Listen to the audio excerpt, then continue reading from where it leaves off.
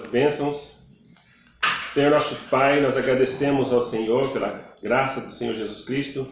Pedimos que o Senhor possa estar nos abençoando, fazendo a obra nas nossas vidas, Senhor. Em nome do Senhor e Salvador Jesus Cristo. Amém. Amém. Bom, nós vamos dar continuidade ao nosso estudo. Nós estamos fazendo a classe dos adultos. Então, é ruim, irmãos, não poder estar juntos com todos os irmãos. Então, lembra que nós estamos no primeiro capítulo deste livro aqui, é o Nosso Pacto, da editora Batista Regular. Nós já vimos algumas coisas importantes. Nós já vimos na sua introdução o que é ser membro de uma igreja, que é mais do que simples comunhão. Lembra que nós falamos que a comunhão exige pouco, que a comunhão é como se eu estivesse aqui conversando, nós temos alguma coisa em comum, mas quando nós nos tornamos membros, até certo ponto a gente perde a nossa autonomia. Por quê? Porque aí eu entro dentro de um pacto com os irmãos, dentro de um pacto com cada membro da igreja. Então, essa autonomia perdida seria que é o autogoverno, quer dizer, essa questão de você se governar, nós vamos estar nos governando, mas nós não governar nós mesmos, mas deixar para Deus fazer esta obra. Então aí a pergunta que nós podemos fazer para a gente estar meditando é: o que aconteceria se cada pessoa levada a Cristo por uma igreja durante um ano obedecesse a Cristo no batismo e viesse a fazer parte dela? Então todas as pessoas que professassem viessem a fazer parte dela. Então seria interessante, seria muito importante. Mas muita gente não faz parte da igreja, mesmo da membresia no caso, né? Mesmo sendo salvo, mesmo tendo Cristo como Salvador. Por que a autonomia é limitada? Então, a autonomia é limitada pelo interesse da igreja como um todo. Ou seja, quando eu estou como membro da igreja, eu tenho que pensar na igreja como um todo. Eu não tenho que pensar em mim só. Então, eu preciso pensar no bem-estar de todos, do corpo que é a igreja. Então devemos cuidar da sua paz, da sua pureza, da prosperidade. Então, não podemos ser partidários. No nosso devocional de ontem e de hoje, nós falamos sobre essa questão de partidos, né? Criar partidos dentro da igreja, estudando ali 1 Coríntios capítulo 1, tanto que isso realmente pode destruir a igreja. Tá? Bom, nós vimos também que a autonomia é limitada pelo interesse dos membros em particular. Eu tenho que buscar o interesse do irmão em particular. Então, às vezes, eu preciso sacrificar a minha comodidade para receber um irmão na minha casa, se ele estiver precisando, ou talvez para fazer uma visita, se ele estiver precisando de mim lá na casa dele. Então, isso é importante. Eu preciso estar pensando no todo e pensando em cada um. Isso aqui nós já vimos na escola dominical, nos nossos estudos. E nós estávamos ali também falando sobre a submissão à disciplina. Então, também nós já passamos por esse ponto, quando falamos assim, nossa submissão à disciplina. O primeiro é o princípio do cuidado pastoral. E nós vimos vários pontos, já lemos todos esses versículos aqui que falam do princípio do cuidado pastoral. Então vamos estar revisando aqui só para a gente depois dar andamento no tema de hoje. Então o pastor é aquele que cuida das ovelhas. Então esse é o objetivo do pastor, cuidar das ovelhas, zelar pelo bem-estar delas. E temos aqui o versículo como 1 Pedro 2,25, 1 Pedro 5,4. Eu vou ler porque estáveis desgarrados como ovelhas, agora porém vos convertestes ao pastor e bispo da vossa alma. Aqui está se referindo ao Senhor Jesus Cristo. Então ele é o nosso sumo pastor. Ele é o pastor do pastor, ele é o pastor de todos os pastores. Ele é o pastor de cada ovelha, de cada igreja. Então nós não podemos esquecer disso. O pastor da igreja local é a dádiva de Deus para a igreja.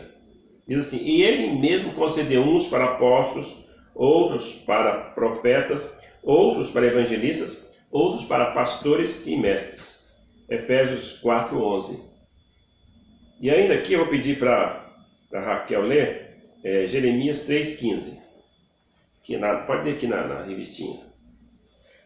Dar-vos-ei pastores segundo o meu coração, que vos apacentem com conhecimento e com inteligência.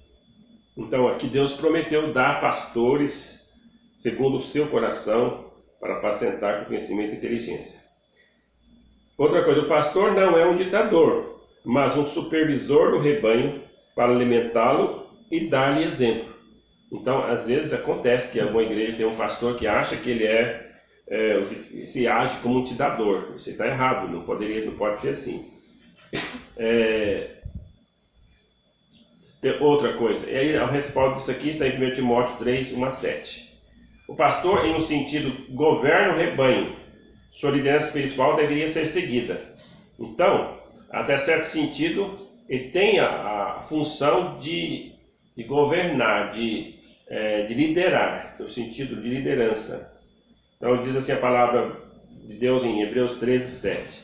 Lembrai-vos dos vossos guias, os quais vos pregaram a palavra de Deus, e considerando atentamente o fim da sua vida, imitai a fé que tiveram.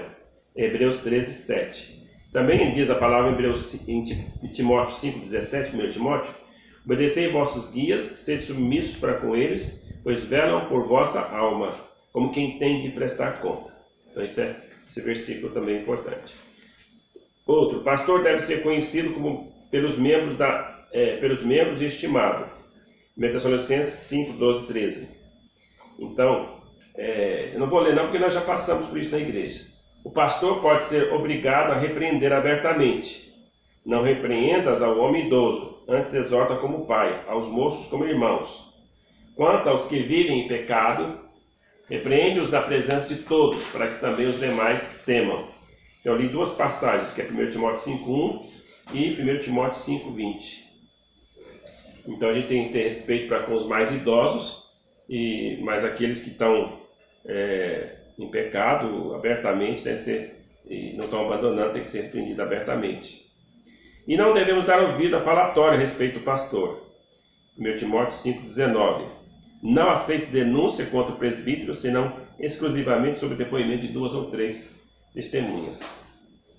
Bom, agora nós vamos entrar no nosso estudo de hoje mesmo. A disciplina da congregação. A igreja local, ela deve exercer disciplina sobre os membros que incorrem em pecado grave. Então isso claramente é estabelecido lá em Mateus capítulo 18, versículo 15-20. Essa passagem é bem conhecida e diz o seguinte: se teu irmão pecar contra ti, vai arguí-lo entre ti e ele só. Se ele te ouvir, ganhaste o teu irmão. Se porém não te ouvir, toma ainda contigo 2 ou 3 testemunhas. Se ele ouvir, então ganhaste o irmão. Só então, no terceiro ponto, está falando aqui o versículo, aqui a gente leva para a igreja. Também nós temos outro respaldo bíblico aqui, para dizer, aqui em Atos, tem 1 Coríntios capítulo 5, de 1-11, tem aquela história a recomendação de Paulo, na verdade a ordem de Paulo, para a igreja poder tomar uma posição em relação àquele homem que estava cometendo um incesto. Ou seja, ele estava possuindo a mulher do próprio pai, provavelmente a madrasta dele, né? Ou a concubina do pai, ou naquele tempo lá tinha umas servas, os homens possuíam as servas, então talvez era nesse sentido. Então aqui, mas mesmo assim, não podia fazer isso. E aquilo era considerado mulher do próprio pai. E a igreja não estava tomando providência. Então Paulo repreende severamente, fala assim: vocês têm que tomar providência. Então nós temos que lembrar disso. Muitas pessoas não querem estar sob o cuidado pastoral ou submeter-se à disciplina. Por isso não se filiam à igreja. Então quando eu me filio à igreja, eu me submeto à disciplina da igreja. Então eu preciso ver qual que é a minha responsabilidade, o que, que eu tenho que estar fazendo, né? Mas a igreja não vai disciplinar alguém por talvez não tá trabalhando como alguém, como o pastor acha que as pessoas deveriam trabalhar. Isso é realmente importante, mas depende da maturidade de cada um. Mas a disciplina vem quando a pessoa não está trabalhando porque está em pecado. E aí precisa entrar a disciplina. Então vamos fazer uma pergunta aqui, vamos ver. Aqui nós temos a participação da Raquel, da Esther, que está a nossa cinegrafista, e da Antonieta, e da irmã Lília, que está do outro lado, lá online. O Nicolas está aí também? Tá? Então, e o Nicolas, então? Então, vamos fazer a pergunta. É bíblico aceitarmos as limitações e disciplina decorrentes da condição de sermos membros da igreja? Será que é bíblico isso? Ao me tornar membro, eu aceitar limitação? Vamos dizer como se diz hoje, eu ser podado? Será que isso é certo mesmo? Será que isso aqui é só uma coisa da nossa cabeça? Será que está certo? Tá. Se estiver de acordo com a Bíblia. Ser podado como Eu não assim? entendi. Eu não entendi. Então tá bom, aqui tá vendo? Não houve entendimento aqui, então vamos explicar isso melhor. Lembra que nós falamos que quando a gente se torna membro da igreja, nós realmente perdemos a nossa autonomia. Porque quando a gente estava lá no mundão, tudo a gente fazia o que bem queria, né? Agora eu me converti. Então agora eu tenho um compromisso, primeiramente com Cristo, certo? Então, mas ao me tornar membro da igreja, eu me comprometo também naquela igreja. Ou seja, eu vou me limitar para o bem de todos e para o bem particular de cada um. Isso quer dizer o seguinte, é como se nós somos cidadãos brasileiros. Então eu não gosto muito de ficar pagando imposto de renda, mas eu pago, porque eu sou obrigado, né? E também como cidadão em prol do bem de todos. E nós pagamos outros tipos de impostos que a gente nem vê que está pagando. Mas, porque nós somos cidadãos brasileiros, então nós fazemos coisas que às vezes nem gostaríamos de fazer, mas em prol do bem de todos, né, para que haja problemas sociais, coisas assim, então eu vou estar obedecendo a lei, que diz o que tem que fazer. A mesma coisa na igreja. A igreja, quando eu me torno membro da igreja, ela tem determinados regulamentos, determinadas regras bíblicas. Não, lembra que a igreja não pode ter regras antibíblicas. Tem que ser toda respaldada pelas escrituras. Regras que eu falo não é coisas inventadas por nós, mas como princípios da palavra de Deus que tem que ser obedecido. Que já a palavra de Deus fala claro, né? Não adulterarás, não roubarás, coisas assim. Então, se alguém infringe esses mandamentos da palavra de Deus, aí eu posso realmente estar infringindo o que a palavra de Deus está dizendo e devo me submeter à disciplina da igreja. Então, eu tenho certas limitações, mas as limitações não é que a igreja está impondo, é pelo fato de eu ser cristão. Eu me imponho isso desde que eu me torno cristão, crente no Senhor Jesus Cristo. Por quê? Eu quero viver para o inteiro agrado do nosso Deus. Deu para entender agora? Então, podemos dizer, é bíblico eu aceitar determinadas limitações? Sim. Todo mundo concorda? Então, entendeu? Todo mundo entendeu? Aham. Certo? Bom, vamos ver assim, quais os resultados santificadores de sermos membros de uma igreja? Deus não nos fez apenas dependentes dele, mas também dependentes uns dos outros.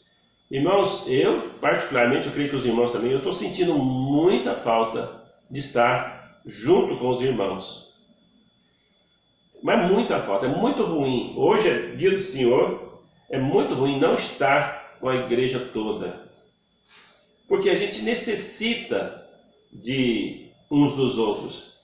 Na verdade, não é só, porque o que nós estamos fazendo aqui ao postar as mensagens é realmente não deixar os irmãos sem alimentação. Mas dessa forma nós não temos outras coisas, como estar juntos, cantar juntos, poder realmente orar juntos, poder estar juntos. Então uma coisa, não é a mesma coisa. Então até nós estamos vendo, nós vamos fazer a experiência depois para ver se dá, para nós fazermos realmente online, para ver se a gente tem um pouquinho mais dessa comunhão, mas nada substitui a presença particular de cada um, porque nós necessitamos do auxílio mútuo na vida da igreja e somos pela igreja beneficiados. Então, aí vamos dizer assim, por que é importante ser membro de uma igreja? Ela fortalece a espiritualidade. Então as pessoas geralmente, as pessoas descrentes geralmente não se preocupam em estar reunidas com pessoas espirituais. Mas quando somos salvos é diferente. Temos uma nova opinião sobre o povo de Deus. Está escrito na palavra 1 João 3,14. Você está acompanhando aí, tá? Leia para nós então. É normal que um crente... Não, nós sabemos o versículo. Nós sabemos que... Aqui, nós sabemos que passamos da morte para a vida porque amamos os irmãos. Então, tá vendo aqui, olha, como é que eu sei que eu sou salvo? Como é que eu sei que eu passei da morte para a vida? Quando eu amo os irmãos. Então, quando nós amamos verdadeiramente uns aos outros, eu posso ter certeza, não, eu amo os irmãos de verdade. Então, eu passei da morte para a vida. Então, não é normal uma pessoa dizer-se cristã, não está nem aí com os irmãos.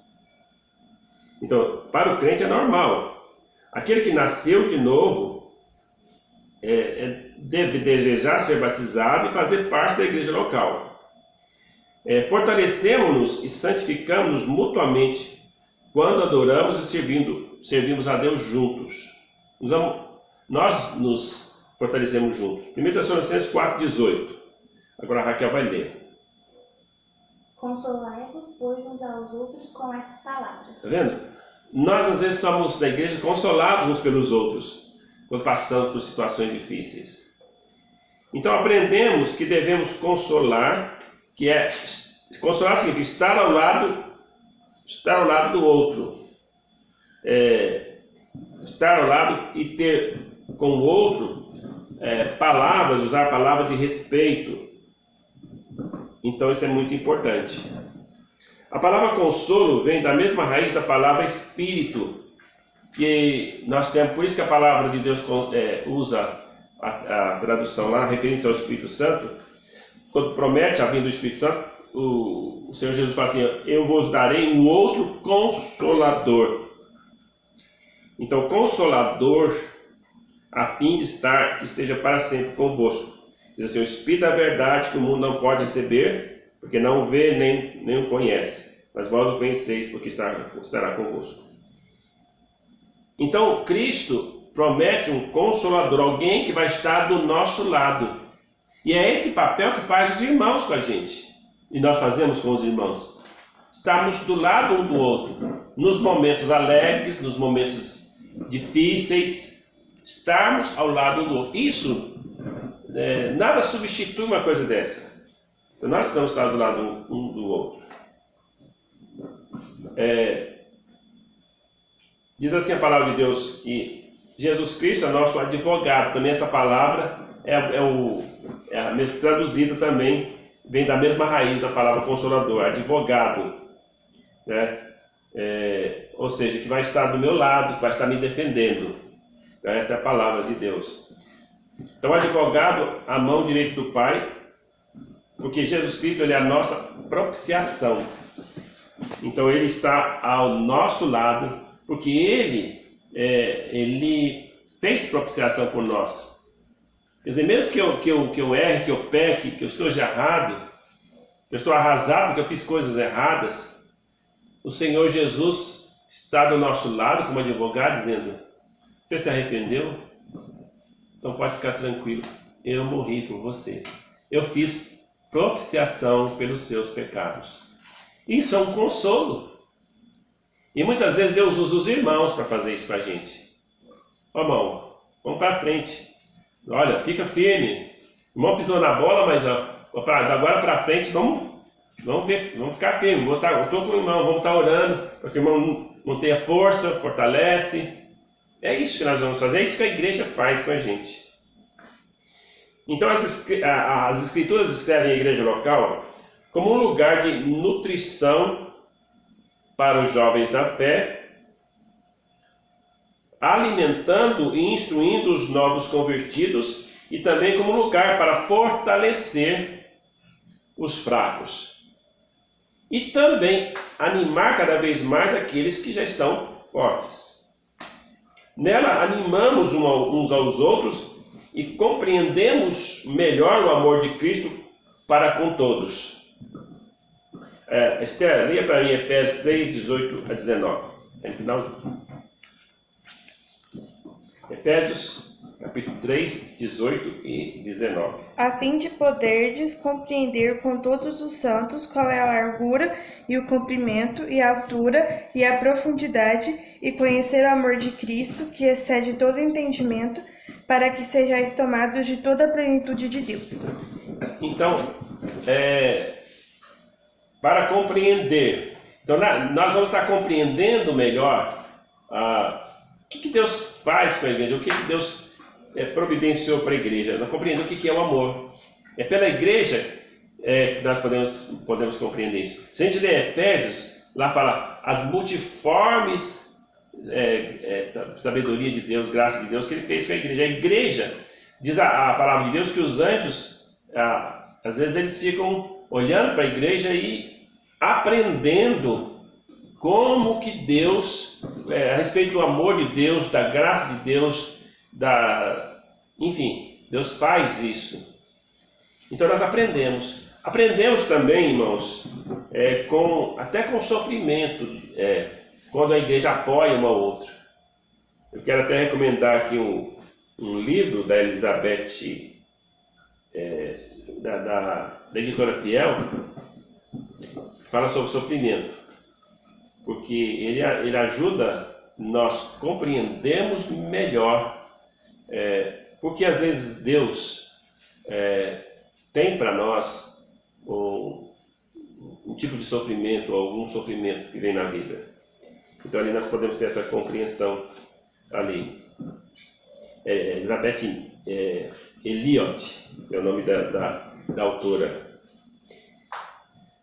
Ordena-se a igreja que batize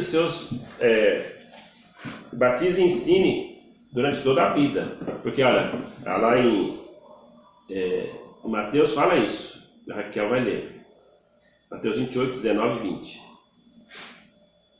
Ide, portanto, fazei discípulos de todas as nações, batizando-os em nome do Pai, e do Filho e do Espírito Santo, ensinando-os a guardar todas as coisas que vos tenho ordenado. E eis que estou convosco todos os dias, até a consumação do século. Veja, então nós aprendemos com os nossos irmãos, que já são membros da igreja, aprendemos paciência ao vivermos e trabalharmos juntos. Aprendemos a ser semelhantes a Cristo quando somos benignos, misericordiosos, perdoando uns aos outros, perdoando os membros do rebanho. Às vezes a gente pergunta, não, mas na igreja é um lugar que tem tanto problema, e muita gente sai da igreja quando começa a ter um problema com o irmão. Mas é ali que Deus está provando para a gente aprender a amar. Se todo mundo fosse fácil de amar, era legal, né? Mas alguns é mais difícil de amar. Alguns têm dificuldade. Nós temos dificuldade porque talvez aqueles irmãos mais difíceis, talvez os que mais precisam de nós, mais precisam das nossas orações, mais precisam da nossa paciência. E é assim que nós devemos estar agindo. Então, sede benignos, perdoando uns aos outros. E ainda fala em Gálatas 6:2, assim, levando as cargas uns dos outros. Então, levar as cargas uns dos outros. Então, aprendemos que nós devemos estar levando essa carga, ou seja, nós sabemos que o irmão tem um pecado, mas ele não tem ainda a compreensão de enxergar. Eu não vou ficar falando para o outro a respeito do pecado dele, porque isso seria uma fofoca, isso aí também seria crueldade.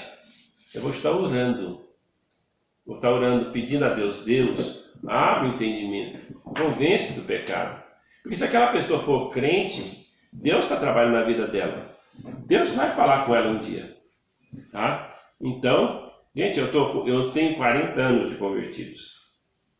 40 anos. Eu desde mais de 40, desde 1977, dezembro de 77. Então tem muitos anos. E tem coisas que Deus está me ensinando hoje. Agora eu não posso querer uma maturidade de um jovem, de uma criança que se converteu agora, que tem a maturidade que eu tenho. Mas às vezes nós não pensamos assim, nós queremos, olha lá o menino lá, tá vendo? 14 anos. Como é que pode fazer uma coisa daquela hora? Quando tinha 14 anos também nós fazíamos pior. Então a gente tem que ter a maturidade nossa de hoje para tentar se colocar no lugar do outro. Claro que gostaríamos das pessoas crescer rápido, né? Mas nem todos têm um crescimento do mesmo jeito.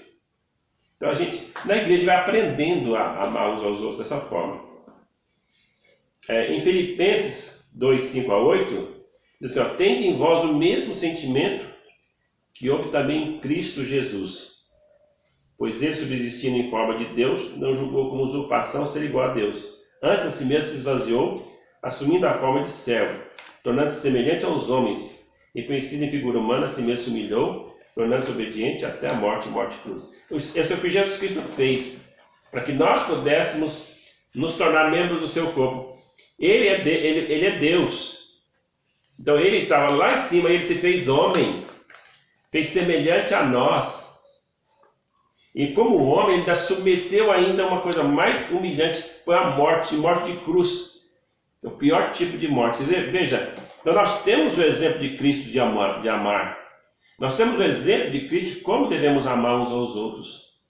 Se nós formos ler Efésios 5, vocês vão ver que Paulo compara ali o amor de Cristo para com a igreja com o amor que há dentro da família, do marido com a esposa com o marido. E sempre está comparando o amor em relação ao amor de Cristo, a relação de Cristo com a igreja. Então, meus irmãos, é importante que a gente pense assim, que a gente age assim. Bom, então vamos ao nosso último ponto, que fala sobre que a igreja estimula o crescimento. Nós temos aqui 5 pontos que é importante. Primeiro, a igreja então estimula o crescimento. Nós precisamos de uma unidade doutrinária, baseada na palavra de Deus. Então, aquela exortação que está falando no devocional, rogo, pois irmãos, que pensemos na mesma coisa. Essa é uma unidade de fé. Pensar a mesma coisa é pensar doutrinariamente igual. Mas igual ao quê? Igual ao que Cristo está falando na sua palavra. Então é importante. Porque a palavra de Deus fala assim em Amós 3:3, andarão 2 juntos se não houver entre eles acordo? Ora, como que pode andar juntos se não tem acordo entre eles? Então, a pessoa vai estar com problema. Então, eu vou pedir para a Antonieta ler, então, Judas 1:3. Podia deixar a Lia participar também. Ela tá com a Bíblia lá, ó. Então tá, Lídia, você vai ler o Romanos 13:13, tá? 15:13. 15:13. Tá? A Antonieta vai ler primeiro Amós. Judas. Não, Judas. Judas 1:3 e depois você lê Romanos 13:13. 15:13. Vamos lá. Primeiro. Que o Deus da esperança vos encha de todo gozo e paz no vosso crer, para que sejais ricos de esperança no poder do Espírito Santo. Ok. Então, a palavra de Deus está falando para nós aqui. Não, você leu errado. Ah, não é esse aqui? Ah, é o anterior. Você leu errado. É Judas 1:3. Pois é, mas onde ele tá aqui? Ela leu esse? É. Abre lá. Amados, quando empregava toda a diligência aqui, ó. Amados. Ah, é Amós então, ué. Não. Pode ver que é assim. Amados, quando empregava toda a diligência em escrever-vos acerca da vossa comum salvação, foi que me senti obrigado a corresponder-me convosco, exortando-vos a batalhar diligentemente pela fé que uma vez por todas foi entregue aos santos. Esse não seria Romanos, não? Não. Isso é Judas 1:3. Então, esse versículo está dizendo para nós que o Paulo exortando, então, aliás, Judas exortando ali, que ele está falando assim, olha, eu estava empregando, pensando em falar sobre a nossa comum salvação, mas eu senti necessidade da gente falar da nossa fé comum, da nossa fé, para estar batalhando pela nossa fé. E aí ele vai tratar desses assuntos de uma forma defendendo a nossa fé. Então a igreja é o lugar que nós temos a nossa doutrina e nós defendemos essa doutrina. Então isso é um lugar importante. Então esse é o primeiro ponto, ter uma unidade doutrinária.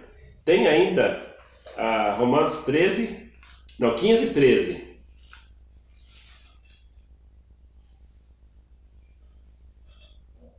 Pode ler, irmã Lília.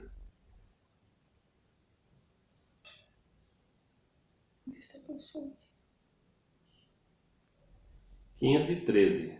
Romanos. Acho que ela silêncio.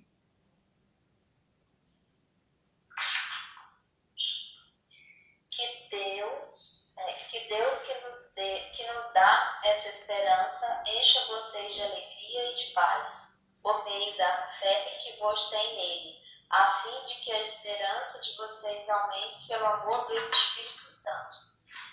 Amém. Então é isso, olha. O Deus da esperança enche de toda alegria no nosso crer. E Deus vai usar a igreja para fazer isso. E também nós vamos ser ricos de esperança no poder do Espírito Santo. E Deus vai estar usando uns aos outros. Ok? O segundo ponto é o seguinte: temos o privilégio de prestar culto unidos, unindo nossos corações e vozes em louvor. Efésios 4:3. Efésios 4:3. O que diz lá, Raquel? Por meio de Jesus, pois ofereçamos a Deus sempre sacrifício de louvor, que é fruto de lábios que confessam o seu nome. Um sacrifício de louvor, que é fruto de lábios que confessam o seu nome. E o versículo 13. Efésios 4:13. Já tá, eu li ele já. Esforçando, né? Esforçando. Então é o 3, então. Esforçando-vos, 3. Esforçando-vos diligentemente por preservar a unidade do Espírito no vínculo da paz. Ok. Então, nós vamos esforçar para manter a unidade do Espírito vinculado com a paz, no vínculo da paz. Então, nós vamos ter essa medida de realmente estar no culto adorando o Senhor. O versículo de Hebreus 13:15 fala assim: por meio de Jesus, pois, esforcemos a Deus sempre sacrifício de louvor, que é o fruto do vosso lábio. Esse é o que a Raquel leu, né? Efésios 4:3. Ok, tá bom, então tá certo. Então, o sacrifício de louvor, louvar a Deus, adorar a Deus, isso é muito importante, irmãos. Nós realmente estar sempre juntos para adorar a Deus. Em terceiro lugar, nós unimos ao povo de Deus para adorá-lo com os nossos bens. Agora, Toninha, Provérbios 3:9. Honra o Senhor. Honra o Senhor com os teus bens e com as primícias de toda a tua renda. Provérbios 3:9.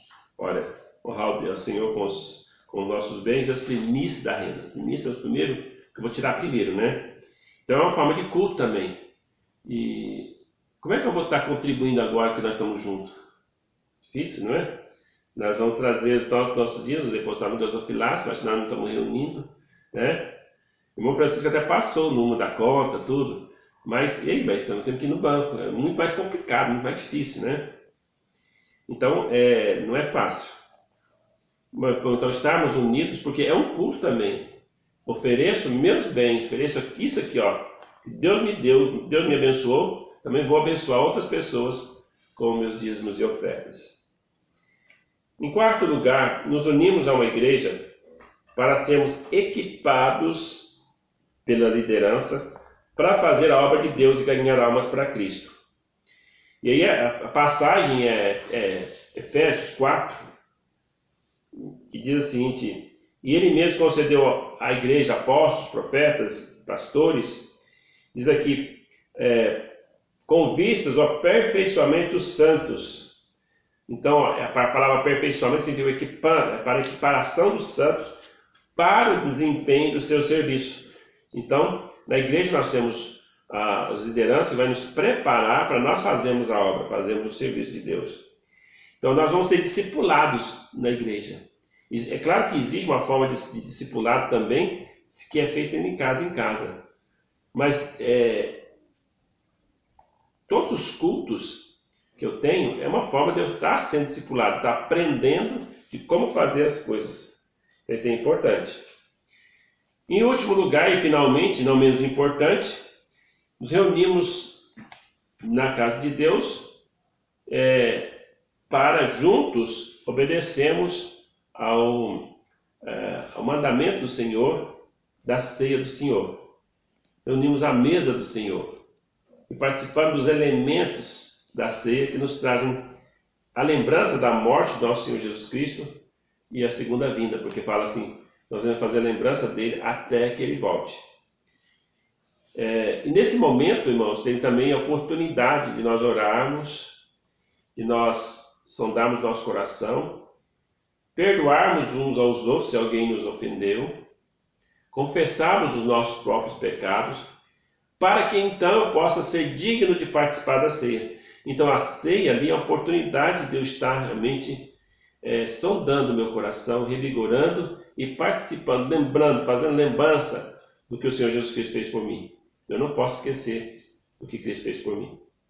Então, a nossa pergunta agora é possível um crente crescer espiritualmente se não unir a uma igreja local? O que vocês acham? Não. Eu acho muito Tipo, difícil. ele pode estar crescendo em algumas áreas, mas tem outras que vai ficar deficiente. Muito bem. Então, que áreas que ele pode estar crescendo? Conhecimento, muito bem. Porque, na verdade, o conhecimento, a gente pode, ainda mais hoje, é fácil o conhecimento. Você pode, na internet, você encontra boas pregações e bons estudos bíblicos, é só saber usar, né? Só saber onde que você vai, porque também tem péssimos, tem coisas horríveis, né? Então, e por isso você precisa do pastor, porque, na verdade, precisa te orientar até mesmo para ver o que eu devo ouvir. Ah, mas eu ouço o que eu quero. Não pode ser assim. Por que você vai colocar lixo no seu ouvido, na sua mente? Para quê? Né? Por isso, eu sou membro da Igreja Batista, então eu tenho convicção do que eu creio. Por que eu vou ficar ouvindo outras coisas? Tá? Então, isso é muito importante. Claro que tem pregações excelentes de pastores presbiterianos, tudo bem, eu vou ouvir. Mas eu tenho que saber qual que é a diferença entre essas duas correntes, né? Então tá, tem essa diferença, tudo, mas no seu geral tem muita coisa boa que dá para aproveitar, mas tem algumas coisas que são diferentes, não fundamentais, graças a Deus, né?